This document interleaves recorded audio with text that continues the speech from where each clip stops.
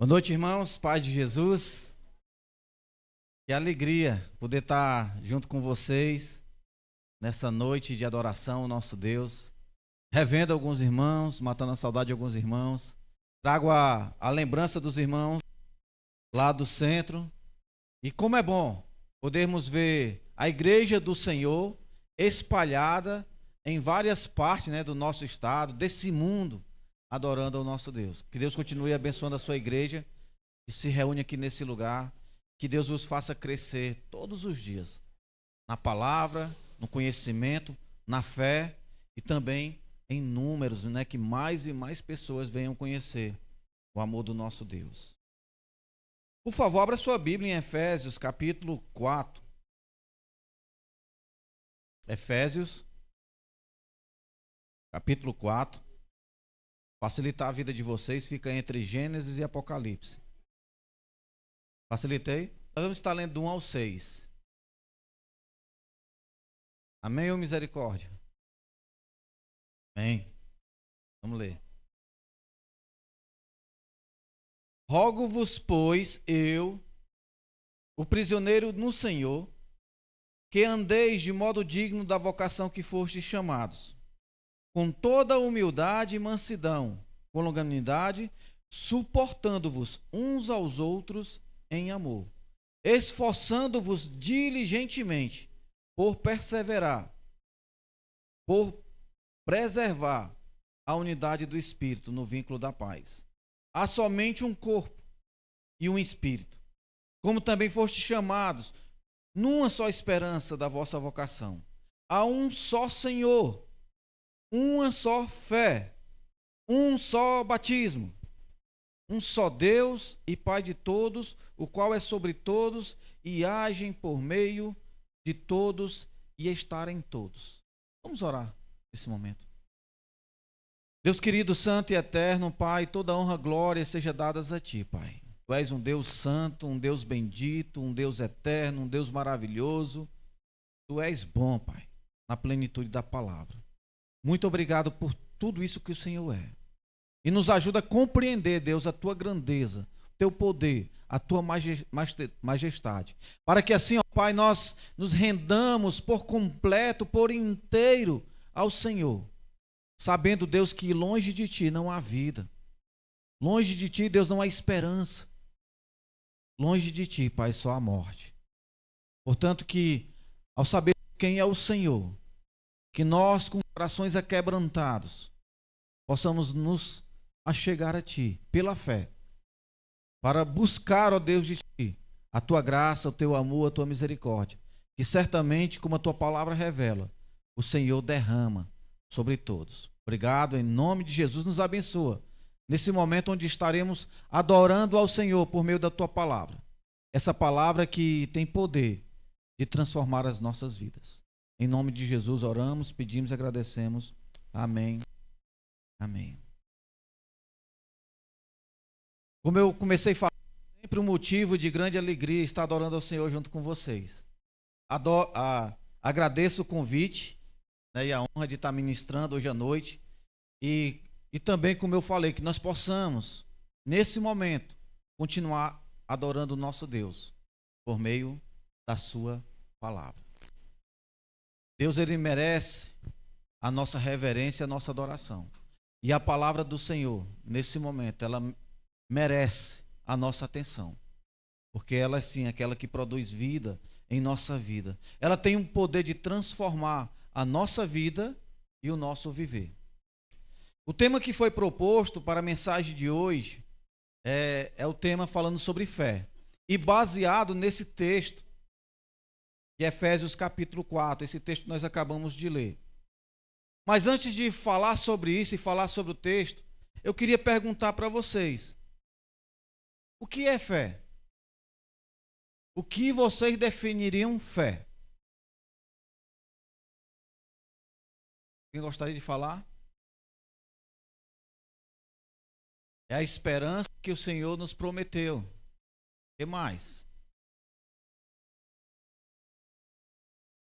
E que não viu. O que mais? crer que a vontade de Deus é a melhor. Muito obrigado pela participação de vocês.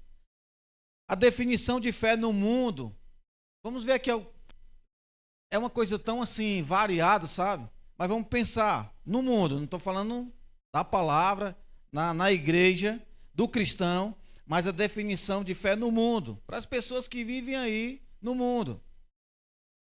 A fé pode ser direcionada a diferentes coisas, como divindades, como a ideias, a propósito e até mesmo a própria pessoa. A fé pode ser encontrada em diversas esferas da vida. Pode ser na religião, na espiritualidade, nos relacionamentos interpessoais, os sonhos, as aspirações pessoais, enfim. Fé no mundo está ligado a crendices, superstições, pensamento positivo. Tenha fé, você vai conseguir. Insistência e etc. Muitas vezes a pessoa é tida, que essa pessoa tem fé. Por quê?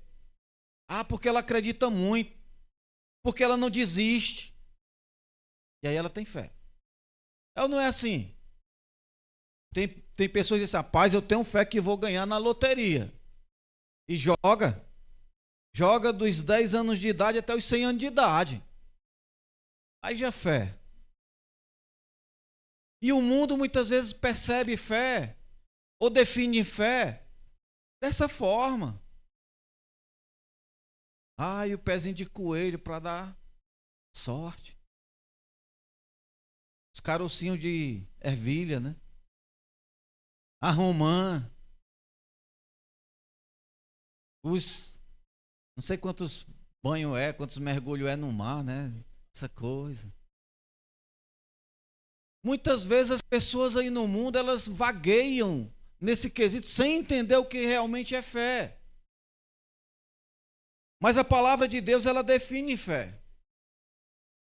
Então vamos ver a definição de fé na palavra de Deus. Hebreus capítulo 11, versículo 1. A fé é o firme fundamento das coisas que se esperam e a prova das coisas que se não veem. É uma boa definição de fé. Hebreus 11:6 vai dizer: sem fé é impossível agradar a Deus. Portanto, a fé é algo que traz uma situação que agrada a Deus, que leva a Deus a se sentir agradado, que traz um contentamento a Deus. Romanos 14:23. Tudo que não provém da fé é pecado. Quando a Bíblia fala de fé, vamos pensar que ela está se referindo a quê? Além da definição em si, que nós vimos em Hebreus capítulo 11, ela se refere a uma ação do homem quando confrontado com a verdade das Escrituras, confrontado com a palavra de Deus. E ela se refere também a uma lista de ensinos, de doutrina, crença. A gente vai já entrar nesse quesito. Ensinos, doutrinas, práticas que são ensinadas nas Escrituras. E eles perseveravam na fé. Perseverar na fé é perseverar naquilo que nós temos aprendido na palavra de Deus. Você quer ver um exemplo de fé verdadeira que encontramos nas Escrituras? João 3,16.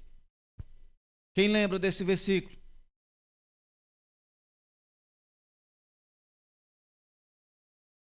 Porque Deus amou o mundo de tal maneira que deu seu Filho unigênito para que todos aqueles que nele crê, fé, não pereçam, mas tenham a vida eterna. Romanos 10:17. Quem lembra? Quem lembra? Porque a fé vem pelo ouvir a palavra de Deus. Marcos 16:16. Quem crer e for batizado será salvo. E tantas outras passagens, João 10:42, João 5:24, 1 João 5, do 10 ao 13, Efésios 2:8, nós vamos já vê-la lá, Romanos 1:16, porque eu não me envergonho do Evangelho, porque ele é o poder de Deus para todo que nele crê, tanto o judeu quanto o grego. Nós estamos vendo nessas passagens a fé na prática. As pessoas estão escutando, estão ouvindo e elas creem, elas acreditam naquilo que elas estão ouvindo e passam a viver a partir disso. Isso se chama fé. Essa carta que o apóstolo Paulo escreveu à igreja em Éfeso, ela tinha de uma forma geral o propósito de ensinar os cristãos a bênção maravilhosa, mas também as implicações de ser igreja de Cristo. Ela fala da igreja como uma comunidade que abrange todos os povos e raças, e fala também que a igreja é um novo templo, um novo edifício formado, não mais por pedras, mas um edifício formado de pessoas que foram lavadas e remidas pelo sacrifício de Jesus. Ele fala que a igreja é a família de Deus, a família edificada sobre o ensino de Cristo transmitido pelos apóstolos, que a igreja é um organismo vivo que cresce para o louvor da glória de Deus, uma igreja que vive pela fé. Do capítulo 1 ao capítulo 3, Paulo vai estar falando sobre essa obra da redenção da qual a igreja foi e é estabelecida. No capítulo 3 especificamente, Paulo vai se apresentar como um ministro do evangelho que trouxe essas boas novas do evangelho para a igreja, de onde brotou a fé, e daí a igreja foi estabelecida. Do capítulo 4 em diante, ele vai falar sobre o padrão dessa redenção. A igreja que foi resgatada, que foi remida por Deus em Cristo Jesus, agora ela recebe um padrão de vida como cristãos, como pessoas que vivem pela fé verdadeira em Cristo Jesus. Sendo assim, vamos ver o que nós podemos aprender sobre fé desse texto de hoje. Vamos buscar aqui aprendizados, lições para a nossa vida a partir dessas palavras do apóstolo Paulo à igreja em Éfeso. Primeiro, vamos estar vendo versículo 1 ao 2.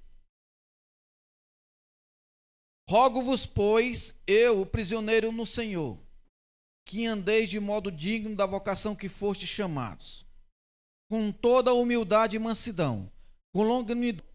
Ele faz um pedido, uma exortação, um chamado à igreja. Ele, como alguém que, como ele usa aqui, quando ele escreveu essa carta, ele estava preso. Então é como se ele estivesse fazendo um jogo de palavras aqui, porque ele estava preso, mas na verdade ele era prisioneiro não da cadeia, mas do que a cadeia da prisão. E aí ele chama, e aqui é a palavra de destaque desse versículo, esse verbo, o verbo andar. Não que andeis de modo digno da vocação que foste chamado. Então o verbo aqui andar, ele é muito importante. E se nós observarmos aqui na carta de Paulo aos Efésios, esse verbo ele vai várias vezes ser mencionado. Observe só Efésios capítulo 2, do versículo 1 ao 10. Volte um pouquinho. E ele vos deu vida, estando vós mortos em vossos delitos e pecados, no quais andastes outrora, segundo o curso deste mundo, segundo o príncipe da potestade do ar do espírito que agora atua nos, entre os quais também Todos nós andamos, olha o verbo andar novamente aí, andamos outrora, segundo as inclinações da nossa carne, fazendo a vontade da carne e dos pensamentos, e éramos por natureza filhos da ira, como também os demais. Então percebe aqui, antes de termos a fé em Cristo Jesus, antes de fazermos parte da igreja por meio da fé, nós andávamos dessa forma. Paulo está falando para eles lá que assim como eles andavam, estávamos mortos e andava outrora conforme o curso do mundo, segundo o príncipe da potestade do ar, do espírito que atua nos filhos da desobediência, entre os quais todos também, até ele se inclui, né? Todos nós andávamos, segundo a inclinação da carne, fazendo a vontade da carne e dos pensamentos. E éramos filhos da ira. Era dessa forma, sem Cristo no mundo, sem viver pela fé, ou talvez até vivendo uma fé de crendices, de superstições, uma fé humana, uma fé desprovida da verdade. Era dessa forma que andávamos antes. Era dessa forma que antes os efésios andavam. Os que não tinham Cristo andavam. E essa fé, como ele diz no capítulo 4, rogo-vos que andeis de modo digno da vocação que vocês foram chamados. A fé verdadeira, ela vai implicar naturalmente em disposição de mudança de vida. É para ser assim. Se alguém vive uma fé em que nada muda, tem algo errado. Tem algo errado. Ele vai usar novamente esse verbo, olha só, no capítulo 4, versículo 17. Ele diz: isto, portanto, digo e no Senhor testifico, que não mais andeis como também andam os gentios, na vaidade dos seus próprios pensamentos, obscurecidos de entendimentos, alheios à vida de Deus, por causa da ignorância que vive, pela dureza do coração. Novamente Paulo está falando para eles: olha, não andem como gentios, não andem erroneamente, não andem alheios à vossa fé. Por quê? Porque a fé verdadeira, ela vai produzir mudanças em nossas vidas. Se a fé verdadeira não produz mudanças em nossas vidas, é porque está algo errado. Tem algo de errado. Versículo 5, capítulo 5, versículo 2. Paulo diz: sede imitadores de Deus como filho amado, e ele vai dizer: andai em amor como também Cristo nos amou. Há uma sequência que envolve relacionamentos, que a pessoa que vive a fé, ela vai andar em novidade de vida nesses relacionamentos. A primeira mudança que acontece é na sua vida, no seu íntimo, no seu ser. Capítulo 4, quando Paulo vai dizer: despojai-vos do velho homem, revesti-vos de um novo homem. Isso é uma consequência de uma vida pela fé, de uma fé verdadeira na vida de alguém. Mudança de vida. Mudança de vida. Vai mudar o seu jeito de ver, a sua forma de pensar, o seu coração. Vai mudar o seu relacionamento com o outro, com a esposa, com os pais, com os filhos, com os patrões, com todos. Muda. Vai ter uma mudança gradual. Enquanto aquele que vive pela fé estiver vivo, ele vai estar vivendo um processo de mudança, de aperfeiçoamento em Cristo. Filipenses, capítulo 3. Quando Paulo ele diz que, irmãos, uma coisa fácil esta é, esquecendo as coisas que para trás ficam. Eis que eu busco as que estão diante de mim e prossigo para o alvo pelo qual eu fui achado por Cristo Jesus. E ele prossegue para o alvo da perfeição, buscando uma vida que agrade ao Senhor. Não é isso que Paulo diz no capítulo 4? Andeis de modo digno da vocação em que fostes chamados, com toda humildade, com mansidão, com longanimidade e suportando uns aos outros em amor. A fé que você tem confessado em Cristo Jesus tem promovido mudança na sua vida? A fé que nós temos professados em Cristo Jesus tem transformado as nossas vidas? Mais uma vez, se é Cristo, se eu recebi o Evangelho, se eu compreendi as grandezas de Deus e continuo vivendo da mesma forma, tem algo errado. Tiago, escrevendo na sua carta capítulo 2, ele vai dizer que a fé sem obra é morta. Como pode alguém dizer que tem fé e a sua vida continua do mesmo jeito, da mesma forma? Uma vida sem graça, no sentido pleno da palavra, né? Porque quem vive pela fé vive cheio de graça, né? Cheio da graça de Deus.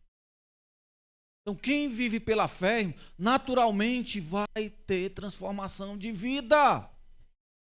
É a obra que o Senhor faz em nossas vidas. E aí eu preciso refletir sobre a minha vida e meu amado e minha amada, eu peço a você, reflita sobre a sua vida.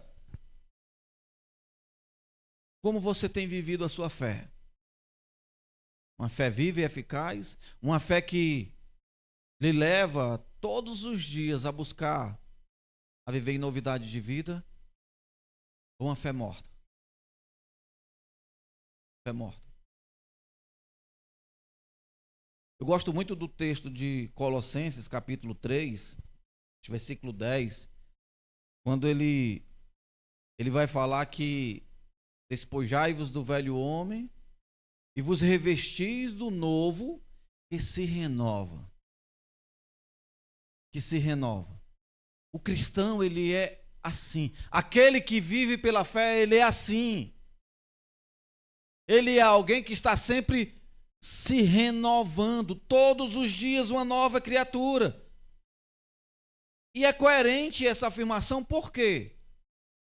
Porque nós ainda habitamos nesse corpo tendencioso, caído para o pecado. Portanto, eu tenho que entender que todos os dias eu tenho um compromisso pela fé com Cristo Jesus. E todos os dias eu vou caminhar dessa forma. É um novo que se renova. Eu posso ter 30 e tantos anos na fé já. Pode ter certeza que muitas coisas, para a glória de Deus, mudaram na minha vida. Eu louvo a Deus por isso. E se não tivesse mudado, tinha algo errado. Você não acha?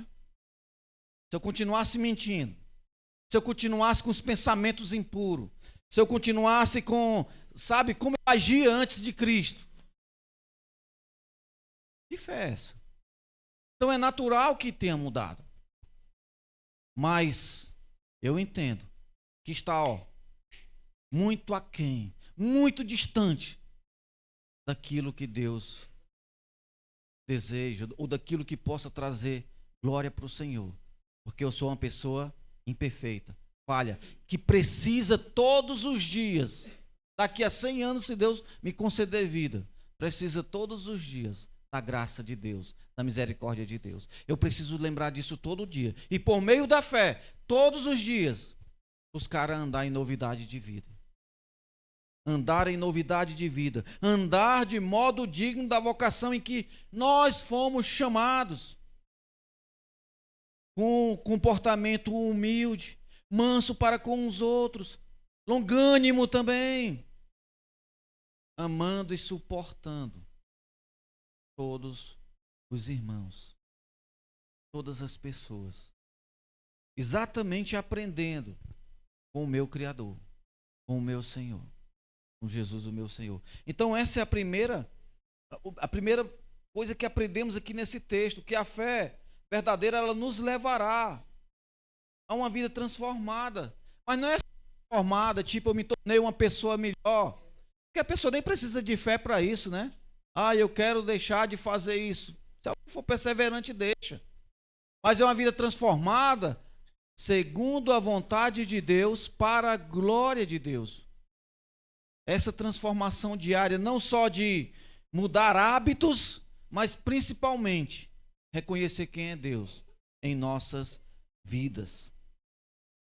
A segunda que a gente vai aprender aqui em versículo 3 ao 4. Esforçando-vos diligentemente por perseverar a unidade do Espírito no vínculo da paz.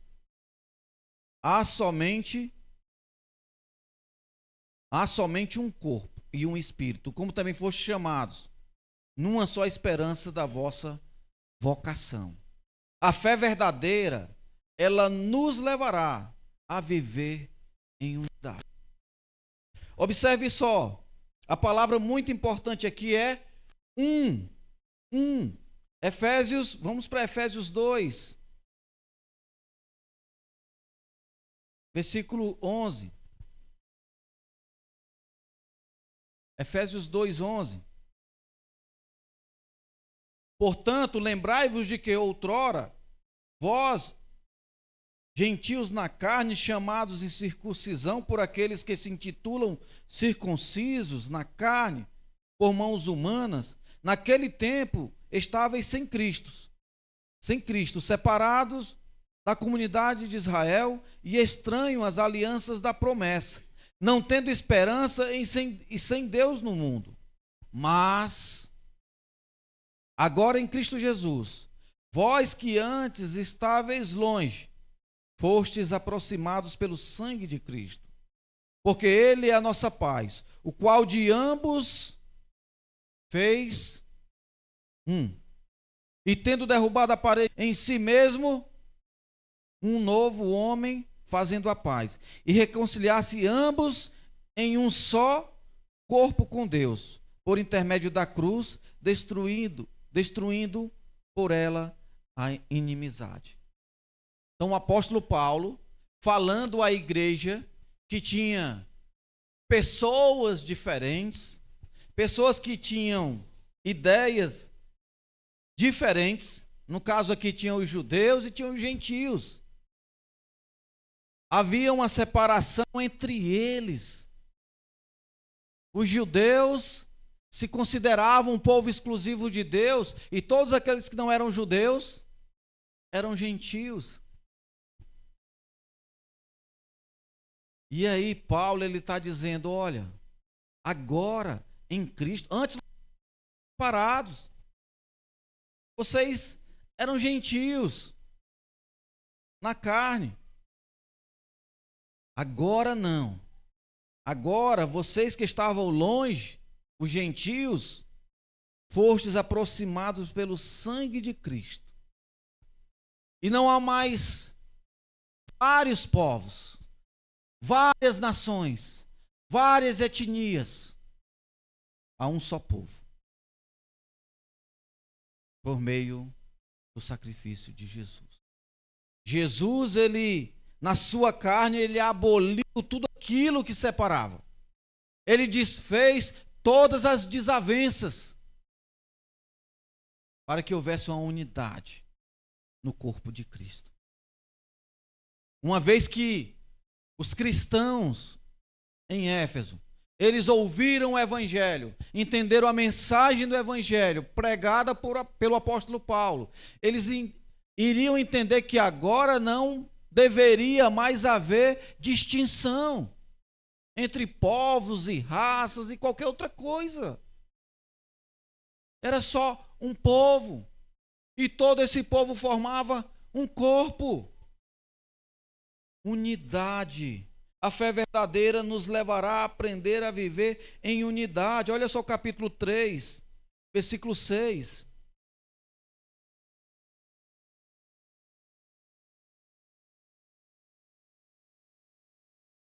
A saber que os gentios são co-herdeiros, membros do mesmo corpo, coparticipantes da promessa de Cristo por meio do Evangelho, do qual eu fui constituído ministro, conforme o dom da graça de Deus a mim concedida, segundo a força operante do seu poder. Não havia mais separação, não havia mais desavença. O judeu não iria olhar, os judeus, né, não iriam olhar para os gentios de uma forma diferente, ou não deveriam. Certamente, para Paulo escrever, trazendo essa orientação, e nós sabemos da história da igreja, sabemos que ainda havia esse tipo de coisa. Mas a fé a fé verdadeira iria levar eles a uma unidade. A uma unidade. A fé verdadeira iria levar eles a uma unidade. Iria exigir deles o quê? Esforço, esforçando-vos diligentemente por perseverar na unidade do Espírito, no vínculo da paz.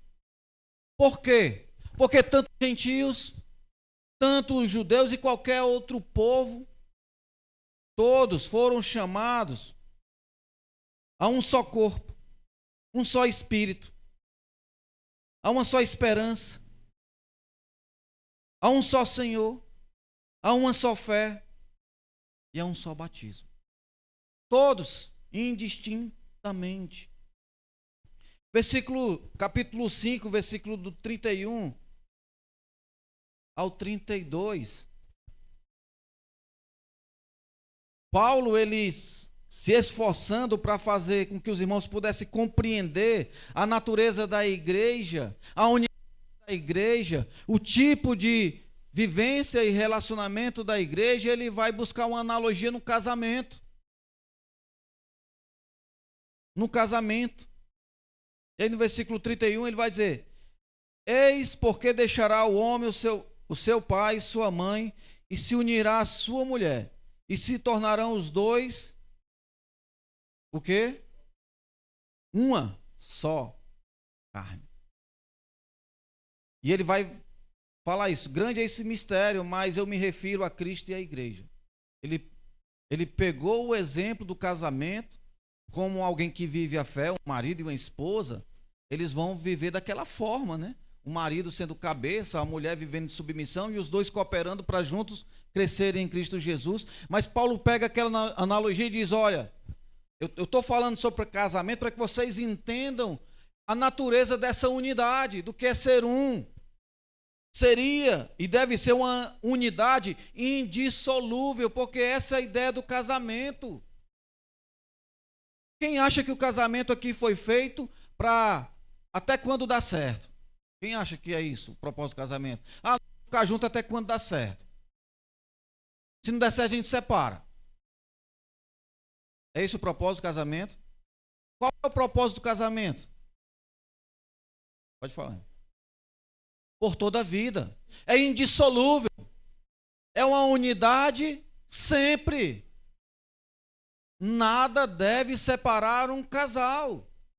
Esse é o plano de Deus. Esse é o plano de Deus que traz benefício para a família, para a sociedade, para todos. E aí Paulo ele traz essa analogia do casamento para que eu pudesse entender o nível da unidade do corpo. Portanto, intrigas e situações que se levantam na vida da igreja, como porventura poderiam estar se levantando em Éfeso ou em outras igrejas do primeiro século, não sabemos ao certo se essa carta foi escrita só para Éfeso, acredito que não, foi uma carta para várias igrejas, embora Éfeso tenha sido uma das igrejas que tenha, talvez como uma igreja que era um tipo de igreja missionária, né, onde Paulo passou mais tempo, então ela ficou assim com as digitais da carta. Mas as demais igrejas passavam por esse problema de falta de unidade. Mas graças a Deus que isso foi só naquela época. Foi não, irmão? O que nos leva a não ter unidade? Eu diria, falta de fé. Uma fé capenga. É uma fé, me perdoe o que eu vou dizer, é uma fé morta. A vontade do homem prevalece, de Deus não. Nós não nos esforçamos para preservar a unidade, porque nos falta fé. Falta fé. A verdadeira fé nos levará a aprendermos a viver em unidade. E aprender a viver em unidade, entenda, não é você ter que tudo como eu penso. Não é disso que Paulo está tratando aqui. Ele está tratando de casos, de coisas bem específicas, que nós possamos entender a natureza dessa unidade. E isso é possível quando vivemos por meio da fé. Porque, mais uma vez, recorrendo a palavra usada por Tiago, uma fé viva e não morta, ela vai ter obras. E uma obra da fé é você aprender a perdoar. Olha a palavra que Paulo usa no versículo 2, a ser longânimo. Sabe aquele irmão que você ser longânimo para com ele? É agir com mansidão. É agir com a capacidade de suportar a debilidade, a fraqueza. Mas o ponto importante é que você, lá em Éfeso, os irmãos precisavam se esforçar para preservar a unidade do Espírito.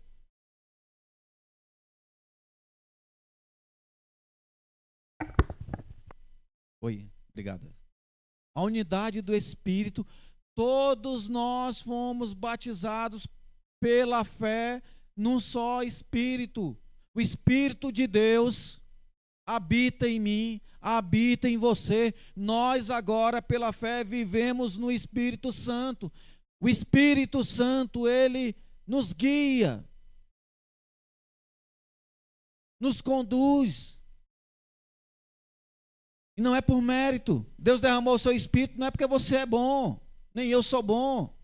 É porque Ele é gracioso, Ele derramou. É porque nós temos compreendido e ouvido. E se temos mesmo, né? Paulo, às vezes, ele vai... Você compreendeu mesmo, se é que você você mesmo tem aceitado, você mesmo tem vivido pela fé. E se é se você mesmo tem compreendido, irmão. É se você mesmo tem vivido essa fé. Aí nós vamos nos esforçar para preservar essa unidade do Espírito, entendendo isso. Há um só corpo, e todos nós somos membros deste corpo. Nós não somos um corpo esfacelado em diversas partes. Você já viu? Esse exemplo é muito ruim, vou usar não. Eu ia usar um exemplo aqui que é pesado. Mas um corpo humano, quando ele se separa, o que acontece com ele? Não tem corpo. Não tem vida. Uma perna lá longe não pode dizer que é corpo. Ela é uma perna separada de um corpo. E vai morrer. Então a gente precisa entender que pela fé nós precisamos nos esforçar. E nos esforçar envolve você querer perdoar, amar, relevar, ter paciência, ser longânimo, orar, conversar. Aí eu vou lá para Colossenses de novo. A sua palavra ela deve ser temperada com sal. Deve ser temperada, né? Você não vai falar tudo que você pensa e você quer para a pessoa. Você deve falar tudo que você quer mas com amor. Com amor. Tenho certeza que você falar com amor vai surtir efeito. Tá? Então, a verdadeira fé nos levará a aprendermos a viver em unidade, irmãos. Irmãos, e nós precisamos isso dentro da congregação, aqui, porque às vezes um irmão pode divergir do outro e começa a ter confusão com coisas tão banais. Mas nós precisamos também preservar a igreja no sentido macro, porque a igreja não é só aqui dentro dessas quatro paredes. A igreja do Senhor vem desde de Atos até hoje e vai continuar. E até lá a igreja precisa se esforçar para preservar a unidade. Versículos 5 e 6, irmãos. Versículos 5 e 6. Há um só Senhor, uma só fé e um só batismo. Um só Deus e Pai de todos, o qual é sobre todos e age por meio de todos e está em todos. A expressão aqui relevante, importante, essa expressão Pai de todos. A verdadeira fé é uma vida em submissão, obediência a Deus. Amém? A verdadeira fé é uma vida em submissão e obediência a Deus. Não dá para alguém dizer que tem fé e faz ouvido de mercador para a palavra de Deus. Não dá para alguém dizer que tem fé e Deus diz, vai dessa forma e você vai de outra forma. Viva o teu casamento desse jeito e você vive daquele jeito. Seja um filho dessa forma e você é um filho dessa forma. Deus diz, sede benevolente, generoso, e você é alguém avarento e orgulhoso.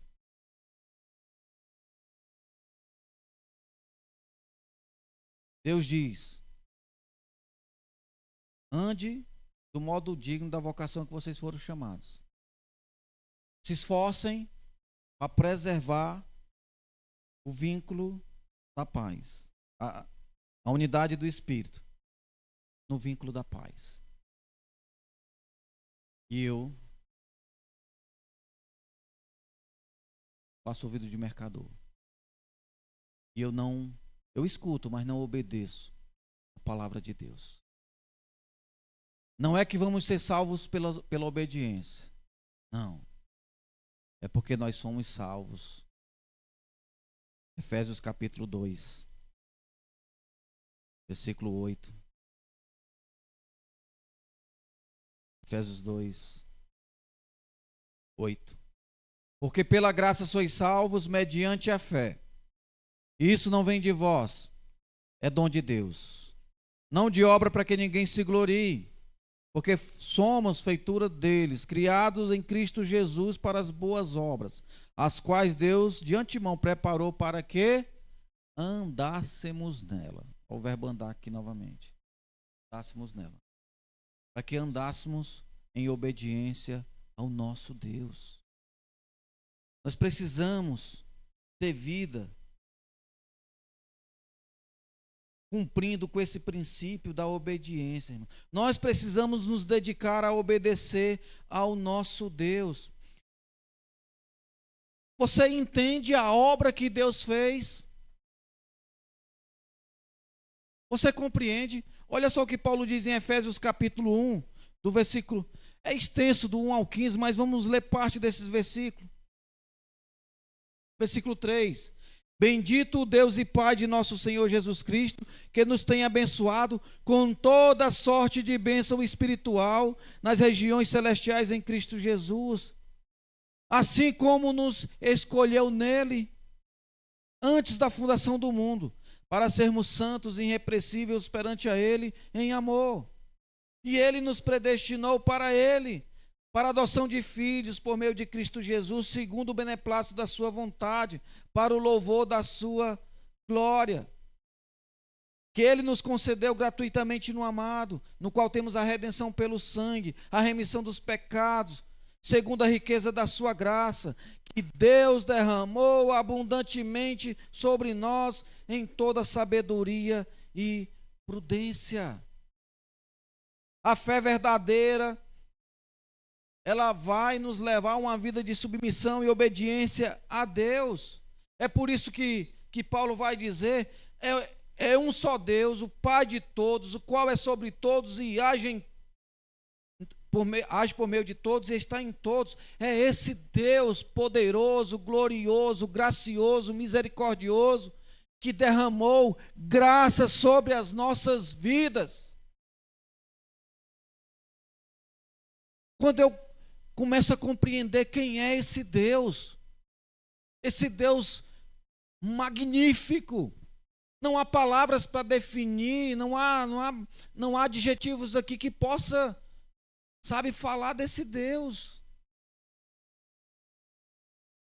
E toda glória, toda majestade, Ele ainda é um Deus abundante em graça, em misericórdia e em amor.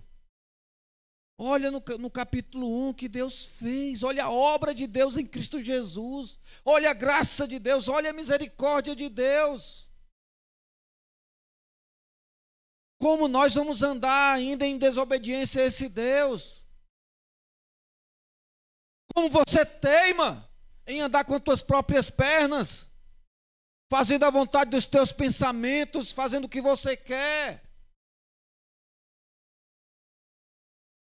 Eu tive uma vez uma conversa muito difícil com um irmão muito amado.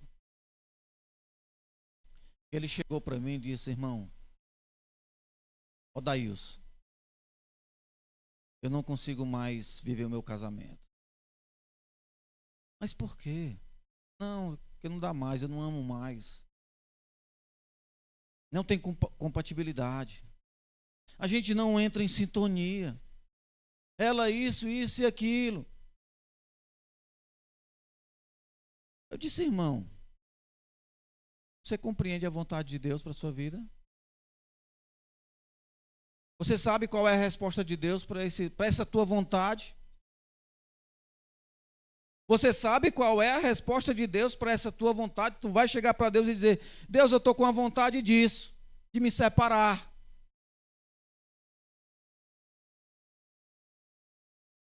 Qual tu acha que vai ser a resposta de Deus? Não, tudo bem, meu filho. Não. Deus, ele odeia o divórcio. Aquilo que Deus uniu, não separe o homem. Geralmente a gente pensa que é o outro, né? Que vem separar a gente. Não é você mesmo. Eu sei, mas é porque não dá mesmo. E eu disse: olha, eu sei que é difícil. Eu sei que é muito difícil. Mas eu sei que a tua vontade, ela não é a melhor para ti. Pode ter certeza. E se você vai fazer a tua vontade em detrimento da vontade de Deus, ele estava incorrendo em quê? Em desobediência, pecado. Isso não provém da fé. Não provém da fé. Portanto, como nós podemos ousar andar na contramão da vontade de Deus por coisas como essa ou tantas outras, irmãos? A palavra de Deus nos orienta a tantas coisas no nosso dia a dia, nas nossas vidas, e nós simplesmente ignoramos a palavra de Deus. Eu não estou dizendo que a gente não possa errar, pecar, escorregar, sabe? Porque nós somos falhos, relapsos, esquecidos, enfim. Mas uma coisa é você ser relapso, outra coisa é você ignorar a vontade de Deus. Outra coisa é você não fazer conta da vontade de Deus. Outra coisa é você prevalecer na sua vontade. Se é assim, você não foi, ou a sua fé não é verdadeira. Efésios capítulo 2, como a gente leu aqui, nos quais andastes outrora, isso antes de ter fé, antes de viver em Cristo. Fazendo o quê? A vontade do pensamento, a inclinação da carne. seguindo o curso, a referência deste mundo. Ah, Daílson, mas todo mundo faz isso. Mas todo mundo age assim. Todo mundo não segue a vontade de Deus. Mas se você tem fé, você tem que ser diferente de todo mundo. Ah, mas isso pode me levar para a cova dos leões. E daí? É a vontade de Deus que tem que prevalecer. Ah, não, mas pode me levar para a fornalha. E daí? É a vontade de Deus que pode, que tem que prevalecer. Não, mas isso pode me levar a ser decapitado. E daí? O que importa é a vontade de Deus. Isso é fé, irmãos. Isso é fé.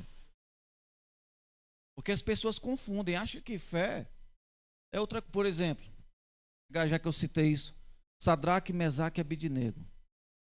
Eles tiveram fé porque saíram ilesos da fornalha?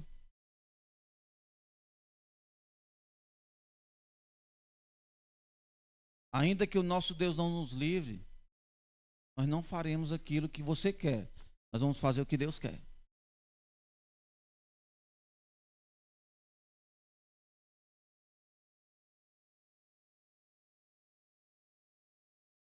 A fé. A fé é porque eles entraram na fornalha. Se ia sair ou não, aí era com Deus. Porque Estevão, faltou fé em Estevão? Faltou fé em Tiago? Faltou fé em Paulo? Faltou fé em Pedro? Faltou fé em João? Faltou fé em Jesus Cristo? O que unia eles? A fé e a obediência a Deus. Importava obedecer a Deus, mesmo que custasse a própria vida. E aí o irmão ou a irmã, não, mas é porque eu não suporto meu marido, vou me separar. E a vontade de Deus fica onde? Na lata do lixo? Não, mas é porque eu não consigo mudar isso. E a vontade de Deus fica onde? É uma fé sem obra. É uma fé morta. É uma fé que vai levar você a viver com problemas na igreja, problemas de unidade, problemas de relacionamento, problemas de tantos outros. Eu rogo a Deus, irmãos, que Deus, na sua infinita graça, amor e misericórdia, Ele venha nos fortalecer a cada um de nós. Que Ele venha prover em nossos corações a fé. A fé necessária e suficiente para nós vencermos todas as lutas, por menor que elas pareçam ou por maior que elas sejam. Mas sabe de uma coisa? Existe uma forma de você crescer na fé. Romanos 10, 17. A fé vem por ouvir a palavra de Deus. A fé vem por... Aí você... A palavra de Deus. A fé vem por você ouvir Deus. Ouça Deus. Escute Deus. Busque Deus. E a nossa fé, ela vai crescer. A nossa fé vai nos ajudar a superar todas as dificuldades que se levantam no meio da igreja, que se levantam em nossas vidas. Essa fé não será uma fé morta, mas será uma fé viva, uma fé operante, uma fé que glorifica o nosso Deus. Aliás, foi para isso que Deus nos chamou. Deus não nos chamou para nós envergonharmos o seu nome. Deus nos chamou para nós glorificarmos o seu nome, honrarmos o seu nome, bendizermos o seu nome, para vivermos para a glória e para o louvor dele. Que a fé possa nos levar a viver de tal forma. Que Deus nos abençoe. Muito obrigado pela sua paciência, pela sua audição. Que o Senhor, na sua infinita graça e misericórdia, nos conceda fé. A fé necessária para a gente viver nele todos os dias. Hein? Vamos orar.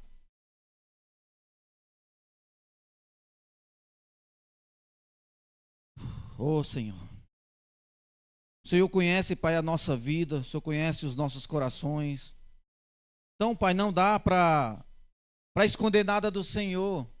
O Senhor sabe o quanto, muitas vezes, nós andamos distantes de Ti, alheios ao Senhor, e sabemos que isso não provém da fé. Portanto, Deus, ao ouvirmos a Tua palavra, ao estarmos em Tua presença, que o Teu Espírito Santo que habita em nós e que está aqui entre nós, Ele nos convença, Pai, nos ajude nessa luta, Deus, árdua que travamos todos os dias. Uma luta com nós mesmos, nossos pensamentos, as nossas vontades, os nossos medos, os nossos anseios, tudo aquilo que nos cerca. Nós lutamos todos os dias contra essa natureza, para que o Teu Espírito Santo, Deus, Ele possa reinar, prevalecer no nosso viver, Pai. Oh, Deus, nos ajuda na nossa fé. Pai, nos ajuda a sermos diligentes, a sermos atentos, a sermos pessoas que buscam, Deus, todos os dias, andar da forma como o Senhor tem nos chamado a andar. Sendo longânimos, sendo humildes, sendo pacientes, sabendo perdoar, sabendo amar, sabendo acolher, sabendo socorrer, sabendo, ó Deus, falar das Tuas grandezas para aqueles que precisam ouvir.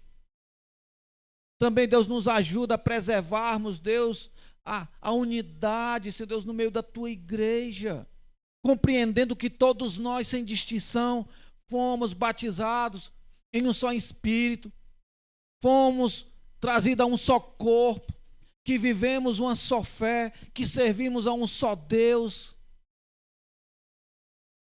Nos ajuda, Deus, pela fé, sabendo quem é o Senhor, esse Deus glorioso, grandioso, maravilhoso, que tem nos abençoado, como Paulo fala aqui aos Efésios, com todas as sortes de bênçãos espirituais em Cristo Jesus.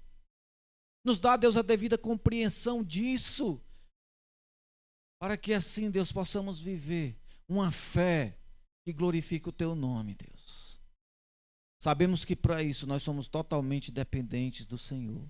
Não tem como viver isso longe de Ti, Pai, senão com o Senhor, todos os dias em nossas vidas. Obrigado, Deus, por essa noite, por esse momento. Obrigado por estarmos aqui, Deus, e compartilharmos junto de tudo que aconteceu aqui, Deus, desde a nossa chegada até os momentos aqui pós-culto, onde vamos estar conversando uns com os outros. Obrigado por tudo isso. Sabemos que é o Senhor que tem nos trazido a esse lugar para nos fortalecer, para nos animar, para nos edificar, para que a nossa fé, Deus, ela seja uma fé viva, uma fé eficaz, uma fé que glorifique o Teu nome.